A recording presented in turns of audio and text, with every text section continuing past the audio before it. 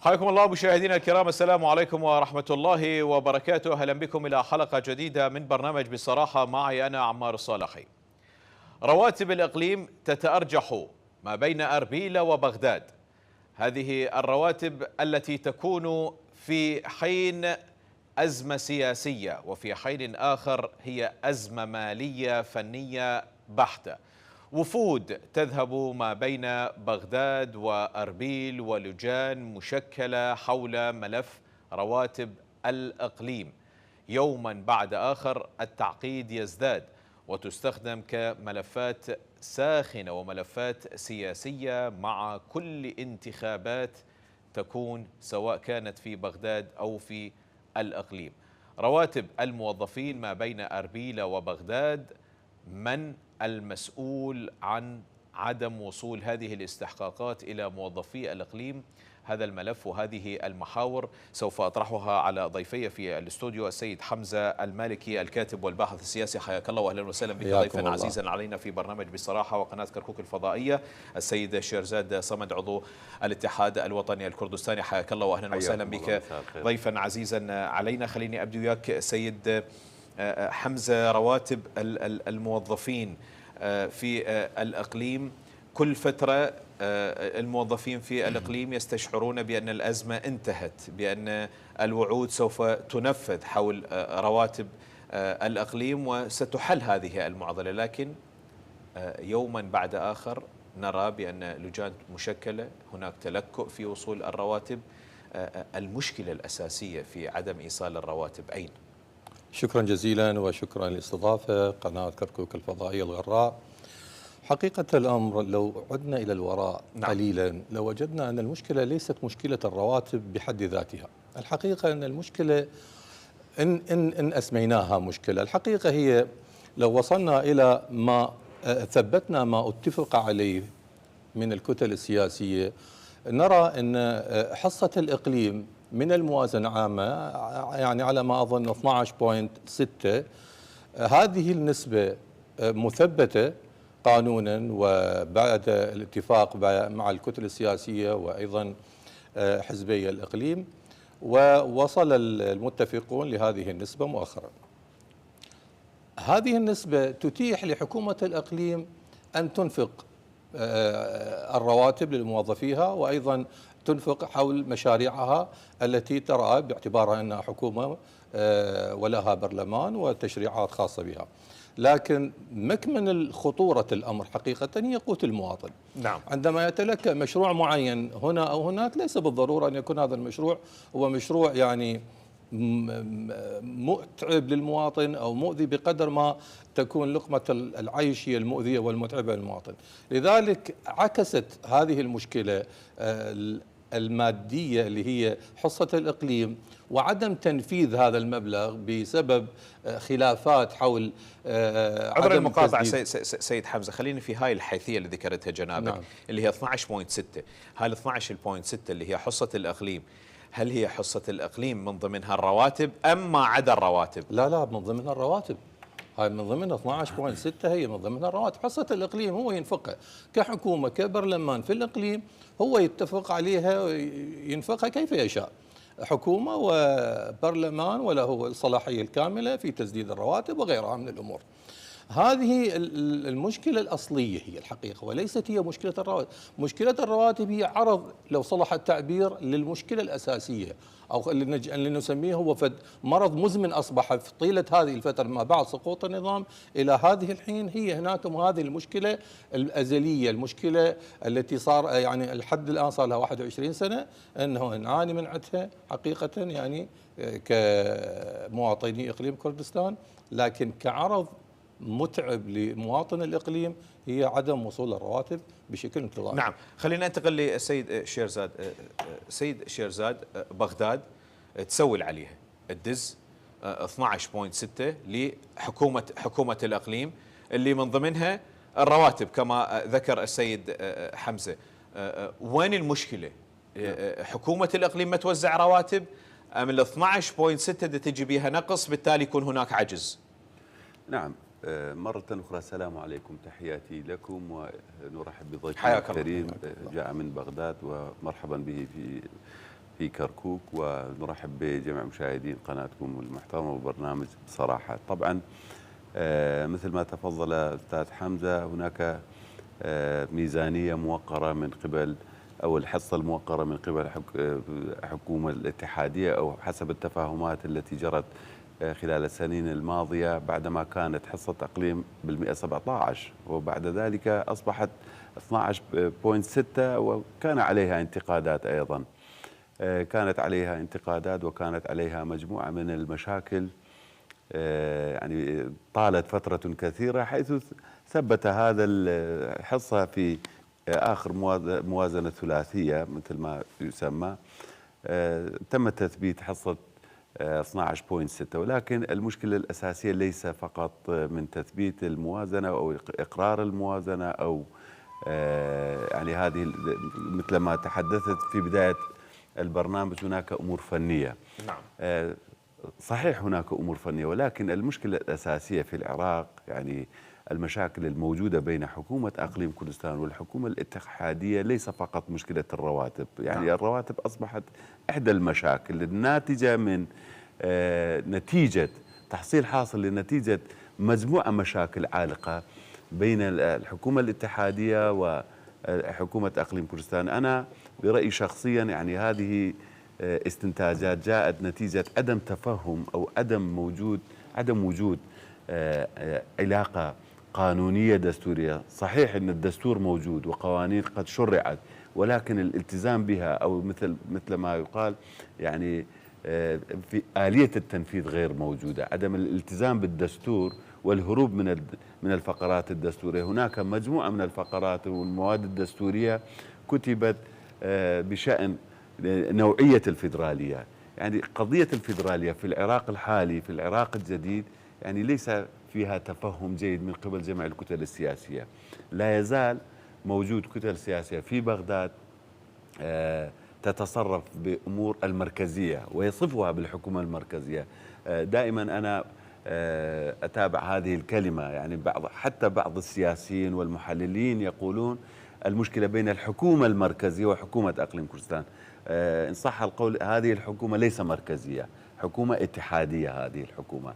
يعني نحتاج إلى صياغة تفهم، أو تفهم الفيدرالية، مبدأ الفيدرالية من قبل الطرفين. طرف حكومة أقليم كردستان في بعض الأحيان يتصرف كأنها دولة، يتصرف بكامل مواردها التي هي من استحقاقها التصرف بها ومن غير استحقاقها، كما يطالب في الطرف الآخر حكومة المركزية أو الحكومة الاتحادية أيضا لها تصرفات والهروب من تنفيذ بعض المواد الدستورية. مثلا هناك مادة دستورية مهمة بين الكرد ومشاركة الكرد في حينه مع في داخل هذه الحكومة الاتحادية، المادة 140، المناطق المتنازع عليها. نعم. هذه المواد يعني يجب أن ينفذ من قبل كلا الطرفين. هناك حكومة أقليم كردستان في الفترات الماضية، أعتقد قبل أكثر من 3 أو 4 سنوات، كانت يتصرف بسياسة الاقتصاد الذاتي كما تم تصدير النفط، وبعد ذلك حسب المحاكم والشكاوي التي كانت موجودة على حكومة أقليم كردستان. يعني سوف نتطرق إلى تلك الأمور سيد شيرزاد، لكن خليني نرجع على نقطة أثرتها جنابك أساسية، أطرحها على سيد حمزة. سيد حمزة، ما هي بغداد هي لا تكون الأب الراعي للكل، سواء إذا كان إقليم كردستان أو سواء إذا كانت المحافظات أو المحافظات الغير منتظمة بإقليم. بغداد ما أخذت دور الأبوة، متهمة من الإقليم بأنه ما تراعي حقوق الموظفين أو لا تعامل موظفي الإقليم بنفس الصورة اللي تعامل بها بقية الموظفين في العراق. شنو ردك على هذا الكلام؟ نعم، حقيقة الأمر بيعاني من نوع من الضبابية بهذه الجزئية. الجزئية أنه كما أسلفت سابقا أنه الحكومة الاتحادية غير معنية بالرواتب بشكل مباشر، لكن ضغط هذه المشكلة في الآونة الأخيرة، في السنوات الأخيرة، على الحكومة الإقليم وأيضا انعكاساتها على الحكومة المركزية. اضطرت المحكمة الاتحادية أن إذا تذكرون قبل فترة من الزمن توطين الرواتب على البنوك الحكومية، يعني رواتب الموظفين الإقليم مثلهم مثل الموظفين الحكومة عموما بكل وزارات الدولة، وبذلك تنتهي هذه المشكلة. الحقيقة هي الضاغطة على الحكومة المركزية أو الحكومة الاتحادية وحكومة الإقليم، لكن هذا المشكلة أن هذا حل جزئي. الحل الأكبر للمشكلة الكبرى أن هي تكون هناك نوع من الشفافية لحل المشكلات المترسبة، نعم، سواء المنقولة من عندما كان النظام سابق موجود وحتى ما بعد سقوط النظام وظهور الحكومات المتعاقبة من 2003 إلى اليوم. لذلك كحل وقتي أجرته الحكومة الاتحادية وكان قانونها أو قرارها ملزم، لكن للأسف الشديد حكومة الإقليم رفضت هذا القرار وبقت المشكلة على ما هي عليه الآن. نعم. نقطة مهمة أثارها السيد حمزة السيد شيرزاد، بأنه بغداد تحاول تستثني رواتب الموظفين عن المشاكل اللي ذكرتها جنابك، مادة 140 قانون النفط والغاز، عندنا مشاكل أخرى سياسية، خلي لا نربطها مع رواتب الموظفين. مشاكلنا السياسية واحد، وخلي قوت المواطن في الإقليم واحد. انطيني قوائمك، خلي أوطنها على بغداد على المصارف الاتحادية، بالتالي راح يكون الموظف بمنأى عن المشاكل السياسية والمشاكل اللي ذكرتها جنابك من القوانين الأخرى.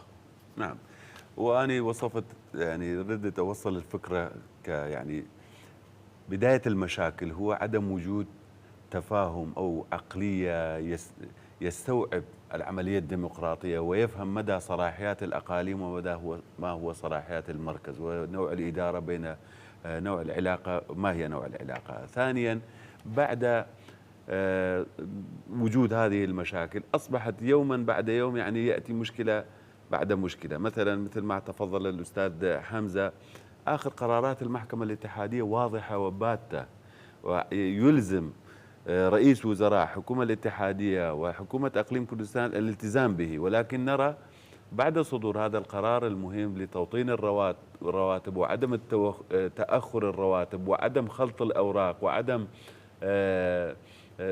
يعني عدم دخول رواتب الموظفين بمشاكل الموجودة، وأن يصرف حالهم حال جميع موظفي العراق. ولكن نرى اليوم مشكلة جديدة أو أزمة خلاقة جديدة، يعني أزمة مفتعلة. هاي الأزمة المفتعلة الآن على القوائم، يعني القوائم الرواتب. مثلا اليوم قبل شهر صرفوا رواتب موظفي أقليم كردستان شهر السابع.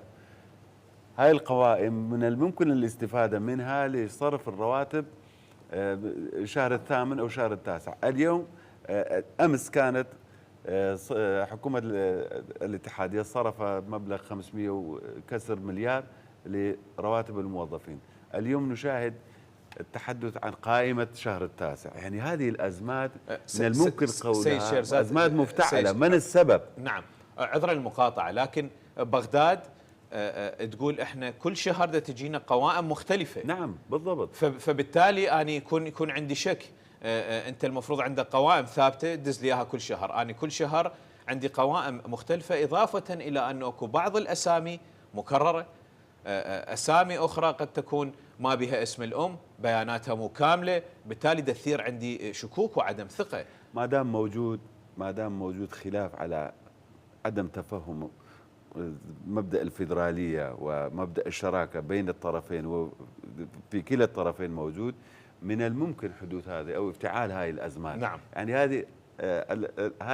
هذه الحكومة، حكومة أقليم كردستان الكابينة التاسعة برئاسة نعم. السيد مسرور البرزاني، أسوأ حكومة في تاريخ العراق وفي تاريخ كردستان. يعني يفعل الأزمات من أجل إدارة الملفات الحزبية. نحن نقترب من الانتخابات، انتخابات أقليم كردستان، يعني الجميع يعرف بدعوة من الاتحاد الوطني بمجموعة دعاوي، يعني على رأسها الاتحاد الوطني الكردستاني قاد هذه الأزمة لكي نخلص من أزمة رواتب الموظفين، لأن هذا شأن جميع مواطني وموظفي كردستان. ولكن بعد نجاحنا في هذه العملية وصدور قرار المحكمة الاتحادية، اليوم نرى أن حكومة إقليم كردستان المتسلط عليها الحزب الديمقراطي الكردستاني برئاسة سيد مسرور البرزاني يقود حملة أخرى لتأخير الرواتب،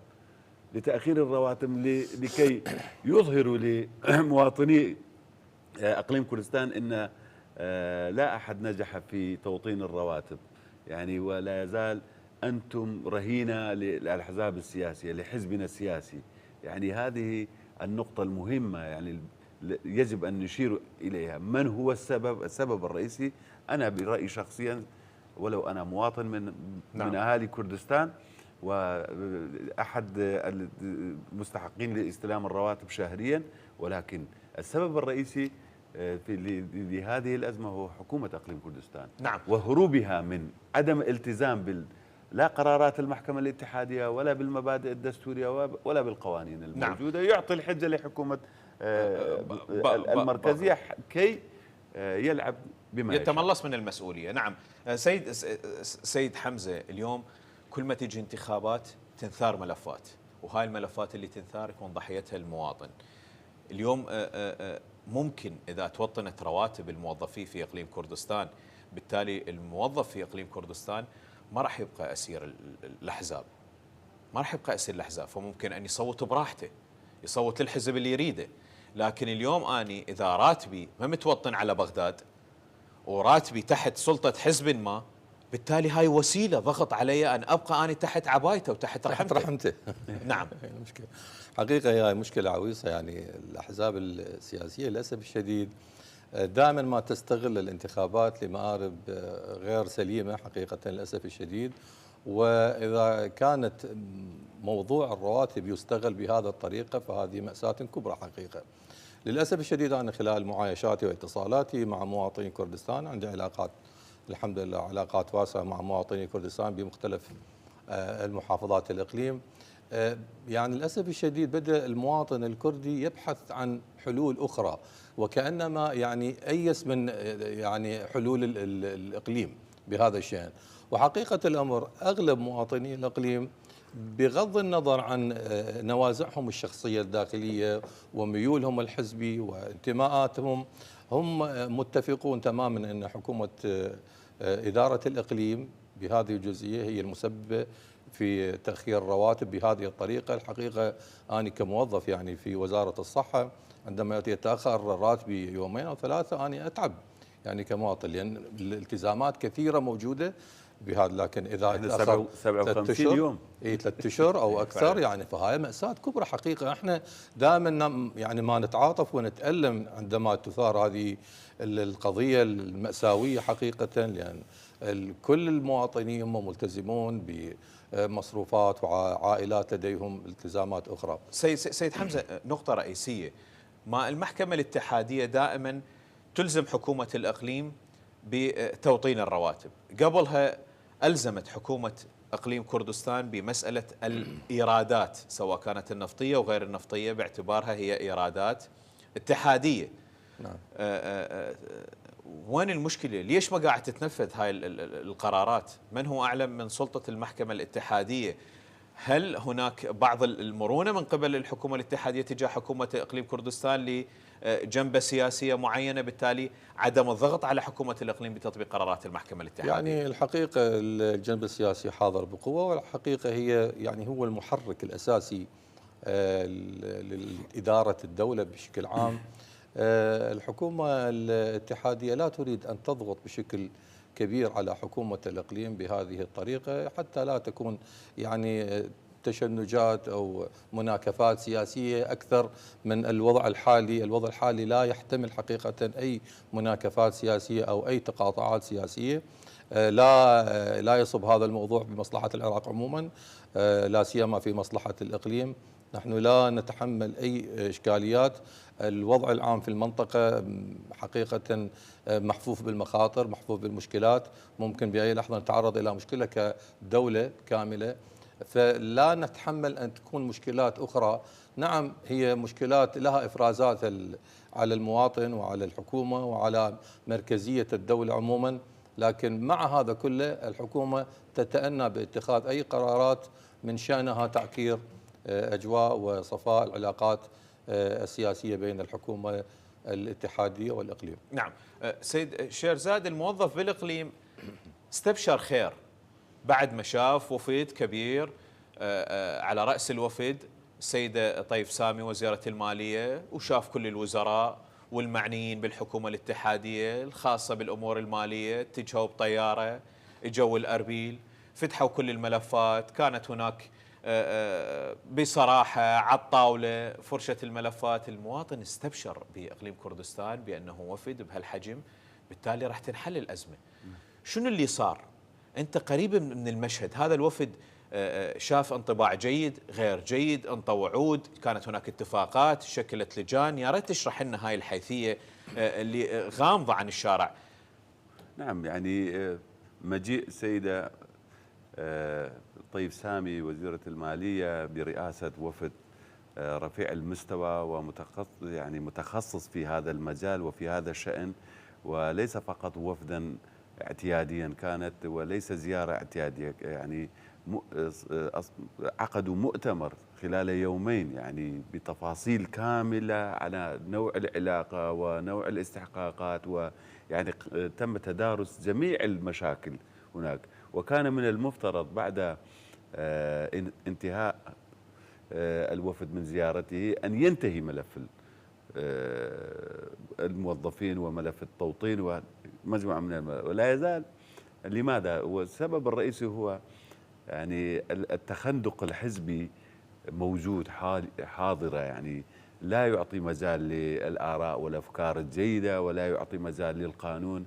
التخندق الحزبي لحزب معين متسلط على رقاب مواطني كردستان وعلى رقاب السلطة الموجودة، والانفراد بالسلطة والانفراد بالتفاوض والانفراد بجمع الإيرادات والانفراد بسياساته الخارجية والداخلية. يعني هذا أصبحت لا يعني لا محال.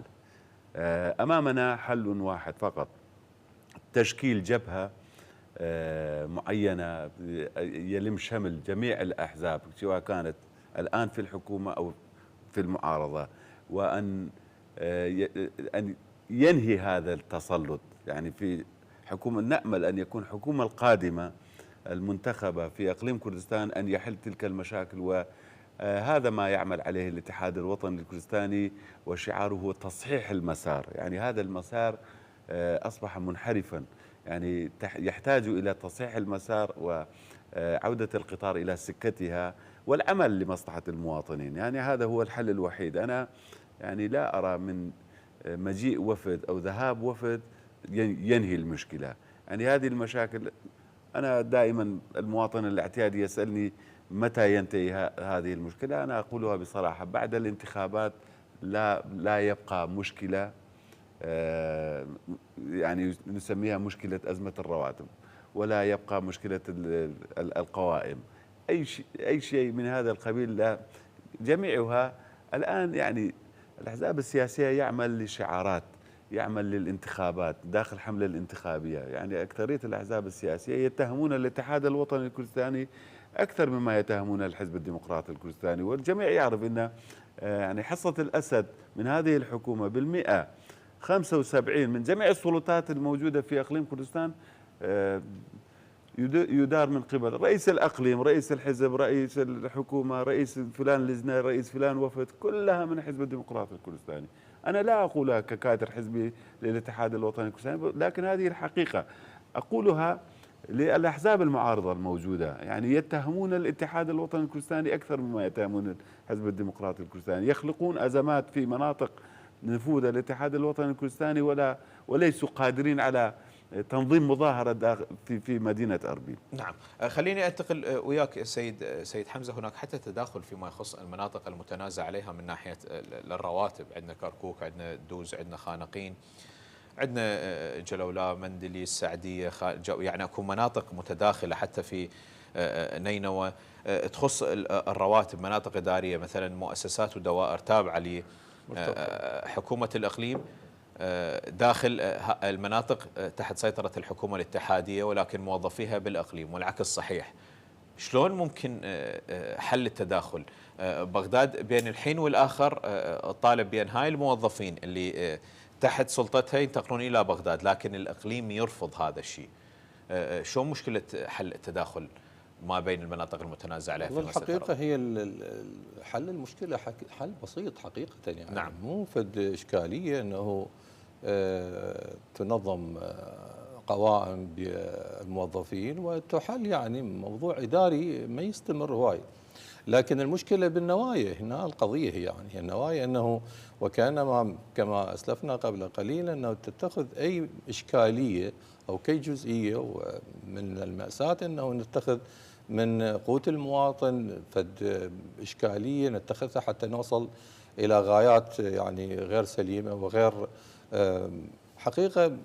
احنا ديوان الرقابة المالية يعني معني بهذا الموضوع بشكل أساسي، مع ديوان الرقابة المالية التابع للإقليم، يعني باتفاق يسبقه اتفاق سياسي أكيد، لأن كما قلنا أنه هو المحرك لإدارة الدولة، ويجلس الإدارتان وتنظم عملية القوائم، والموضوع لا أعتقد أنه بصعوبة. لكن المشكلة كما قلت أن المشكلة بالنوايا، يعني حكومة الإقليم، إدارة الإقليم لا تريد أن تنطي زخما أوسع لسيطرة الحكومة الاتحادية على موظفين المناطق المشتركة. أنا حقيقة لا أحبذ كلمة المتنازع عليها، هي مناطق مشتركة، فلا تريد أن تعطي زخما أوسع، وبالتالي تشعر أن الحكومة الاتحادية تمتد أذرعها داخل الإقليم وداخل المناطق المشتركة، ولذلك الموضوع في غاية السهولة أن توفرت النوايا الصادقة والشفافة. نعم. طيب ليش ما اكو بعض القوانين اذا انحسمت يمكن تنحل اغلب المشاكل ويا اقليم كردستان، خاصة ملف النفط والغاز؟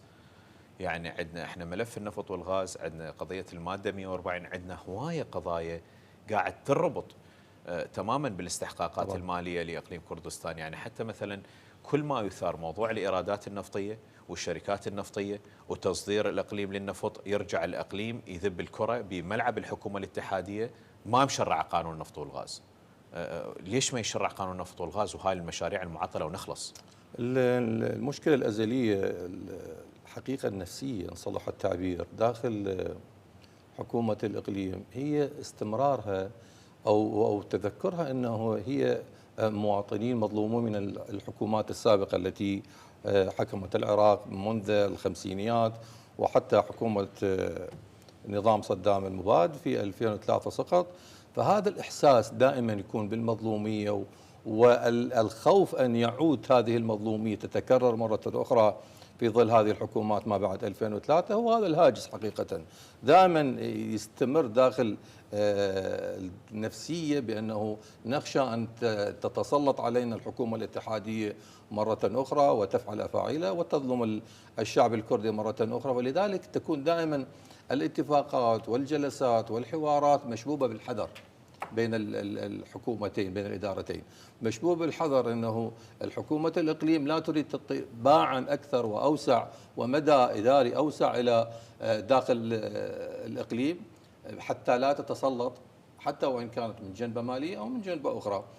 بالمقابل الحكومة الاتحادية تشعر أن هذا استحقاق طبيعي ويجب أن تمتد إداراتها إلى داخل الإقليم، لا سيما المنافذ الحدودية والمطارات وما غير ذلك.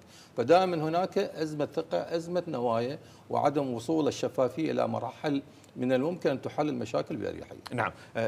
سيد الشيرزاد، اكو نقطة دائما عند الاتحاد الوطني الكردستاني، باعتبارك أحد أعضاء الاتحاد الوطني الكردستاني، دائما الاتحاد الوطني الكردستاني يميل إلى طرف بغداد، ودائما ما يقول أن الحل في بغداد، يكمن الحل في بغداد.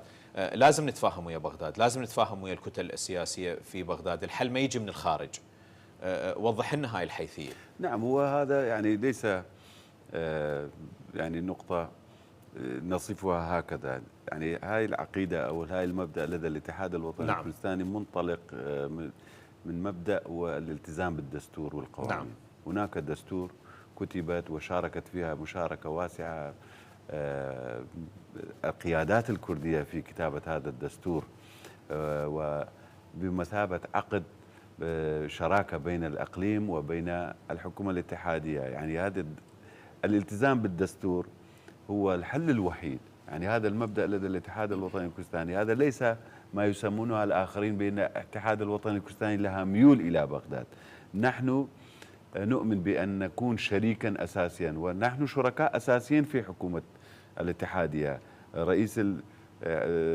رئيس الجمهورية من الكرد حسب ما جاء في الاتفاقات والتوافقات السياسية والمبدأ الشراكة الموجودة، ومجموعة من الوزارات السادة الوزراء يخدمون من القومية الكردية. أعتقد يعني ستة وزارات في هذه الحكومة، يعني هذا بمثابة 30% من هذه الحكومة يدار من قبل الكرد. لماذا لا نؤمن بشراكتنا؟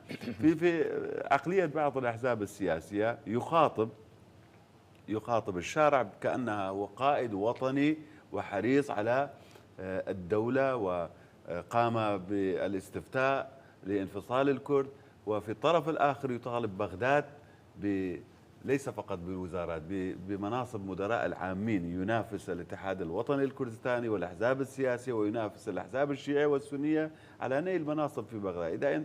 إذا حضرتك من بغداد وتريد إنشاء دولة كردية، ليش تطالب بوزارات؟ يعني شنو نوع الشراكة؟ يعني هل من المعقول أنت عندك 4 وزارات ببغداد وأكثر من 15 وزارة في كردستان؟ يعني الكيل بالمكيالات. هذه سياسة يتهمون بها الاتحاد الوطني الكردستاني أننا مع بغداد. نعم مع بغداد، مع دستور بغداد، وليس فقط، ولا أنا ليس لحزب معين في بغداد، وليس لمذهب معين ضد مذهب آخر. يتهموننا بأننا موالين للشيعة وإيران أيضا.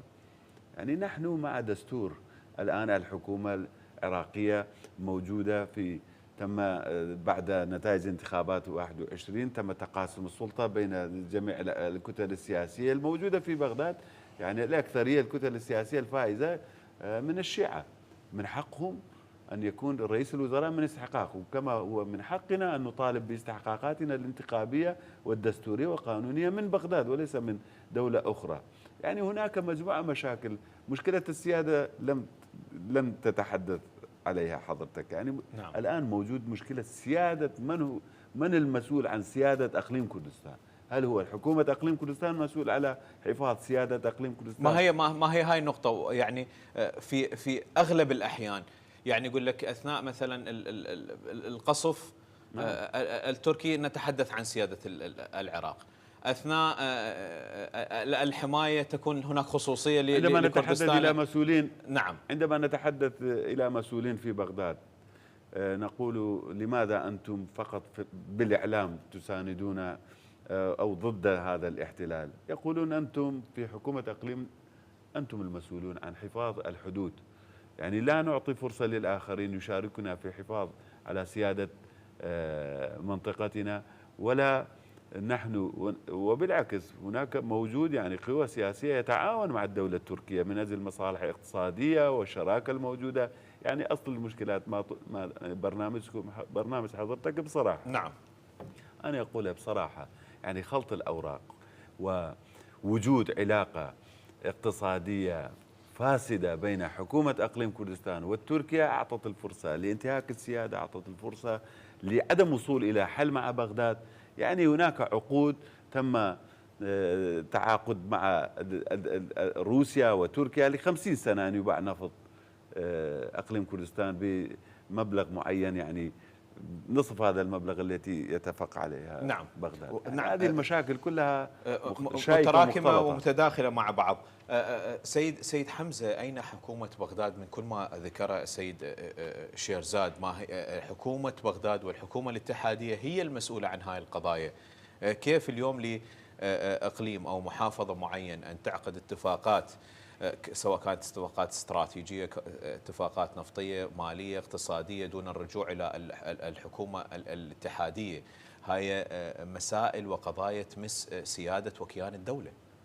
نعم، حقيقة اتفاقات كثيرة جرت، وأخطر الاتفاقات هو بيع النفط كما أسلف أستاذ شيرزاد، بيع النفط بأثمان بخسة إلى روسيا وإلى غيرها من دول، وهذا خطر جدا. يعني كان النفط مادة أساسية لاقتصاد العراق، وعليه المتكى والمعول في تمضية شؤون المواطنين. أما أن يباع بهذه الطريقة فهذا إضافة إلى مساسة بالسيادة الدولة كعموما، هو مساس بأمن المواطن الغذائي والدوائي أو غيرها من الأمور. عندما نبيع نفطنا بهذه الطريقة هذا حقيقة لا ينم عن أكو اهتمام سيد حمزة. الإجراءات هذا راح يفتح لنا الباب. دائما ما نشوف أكو مظاهرات تصير في جنوب العراق مثلا بالبصرة، ودائما نلاحظ البصرة بين الحين والآخر طالب بالإقليم، لأن تقول لك أني